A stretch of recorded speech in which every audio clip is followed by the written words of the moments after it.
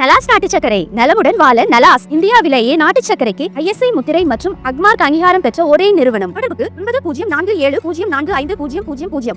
Emergency காலத்தை விட இன்று மோசமான நிலையில் நாடு இருப்பதாக முன்னாள் மத்திய அமைச்சர் லாலு பிரசாத் யாதவ் விமர்சித்துள்ளார். இந்த ஆண்டு இறுதியில் நடைபெற இருக்கும் பீகார் சட்டமன்ற தேர்தலுக்கு முன்னதாக அங்கு வாக்காளர் பட்டியல் சிறப்பு தீவிர திருத்தத்தை தேர்தல் ஆணையம் மேற்கொண்டது. இந்த நடவடிக்கை வாக்காளர்களின் உரிமைகளை பறிக்கும் நோக்கம் கொண்டது என்று எதிர்க்கட்சிகள் குற்றம் சாட்டின.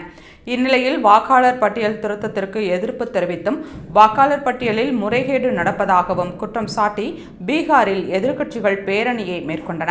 மக்களவை எதிர்க்கட்சித் தலைவர் ராகுல் காந்தி தலைமையிலான பேரணியில் கலந்து கொள்ள லாலு பிரசாத் புறப்பட்டார்.